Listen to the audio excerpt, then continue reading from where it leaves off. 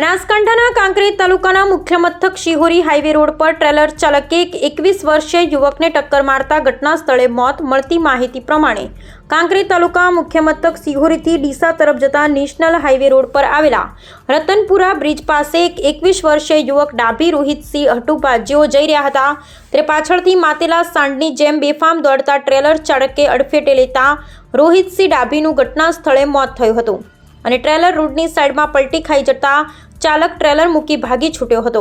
ત્યારે આ અંગે મૃતકના પિતા ડાભી હઠુભા પંજીભાઈએ શિહોરી પોલીસ સ્ટેશનમાં ટ્રેલર ચાલક વિરુદ્ધ ફરિયાદ નોંધાવી હતી અને મૃતકને શિહોરી ખાતે આવેલ સરકારી હોસ્પિટલમાં પીએમ અર્થે ખસેડવામાં આવ્યો હતો।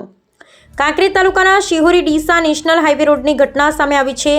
જોકે શિહોરી ગામના પ્રતિષ્ઠિત વ્યક્તિ અને કાંકરેજ તાલુકા ભાજપના સંગઠન મંત્રી હઠુભા ડાભીના પુત્રના મોતને પગલે સમગ્ર કાંકરેજ તાલુકામાં ભારે શોકની કાલીમા છવાઈ જવા પામી હતી અને પરિવાર ઉપર આપ ફાટ્યું હતું। જોકે મૃતક રોહિતસિંહ ડાભીના હજુ સુધી લગ્ન પણ લેવાયા ન હતા। આખરે કાળનો કોળિયો બની ગયો હતો અને પરિવારનો લાડકો દીકરો અચાનક ગુમાવી દેતા સમગ્ર શિહોરી ખાતે અરેરાટી ફેલાઈ છે।